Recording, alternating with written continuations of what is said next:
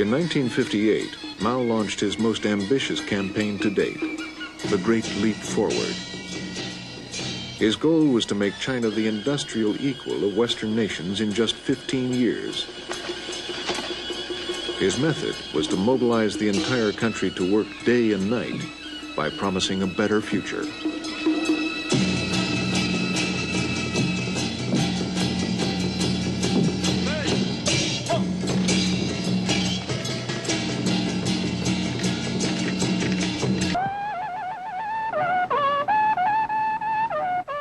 Mao's word was so powerful that almost overnight, people's communes sprang up across China. A commune encompassed many villages with thousands of families. Each day was strictly regimented, and family life was virtually abolished. Children were placed in communal nurseries while their parents worked around the clock. People ate in the fields or in communal dining halls. To increase industrial output, communes were ordered to make steel. People collected walks, pots, bed frames, and tools, anything made of iron or steel.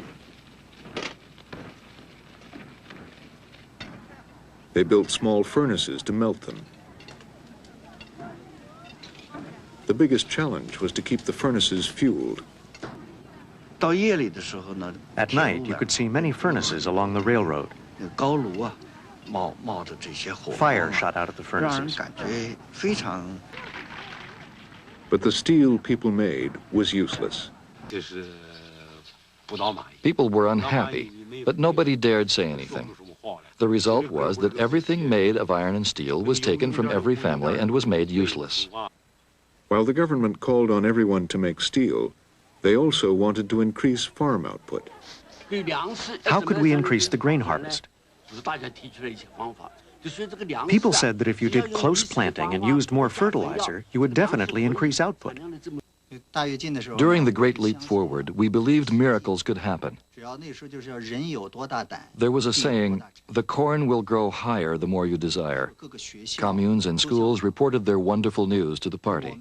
If one commune said they could turn out 150 tons an acre, another one would say their target was 180 tons. Each commune or school would promise a higher amount until the last school gave their highest figure. Our school set the target of 470 tons an acre. We dug a hole, something like a swimming pool. We thought if we put all the fertilizer in it, we would achieve our target. Then we poured the seeds in, which built up into a layer about this thick. There was a photograph in the People's Daily that showed the wheat in a field supporting the weight of children. Some leaders of the Central Party Committee were so happy that they put this photo on their desks at work.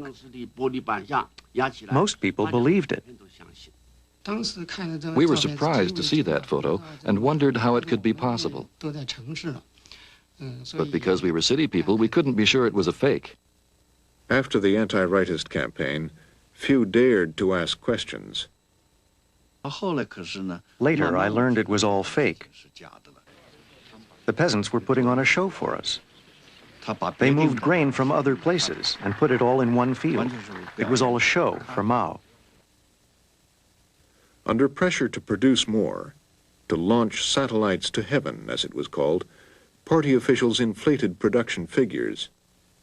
An ominous cycle began as the state took more and more grain based on false figures, leaving the peasants with nothing to eat.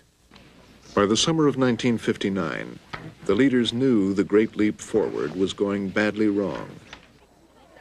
After his trip, Mao decided to moderate production targets. In July 1959, the party met at the mountain resort of Lushan to set new, realistic goals.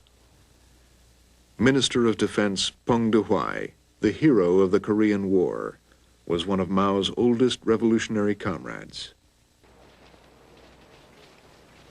Peng wrote to Mao describing what he saw as the problems of the Great Leap Forward. What Peng intended as loyal criticism, Mao saw as political treachery.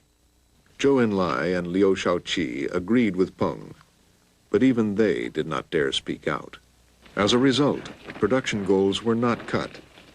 Officials continued to demand more grain than the peasants could give. The Great Leap Forward continued through 1960. Millions of peasants were starving.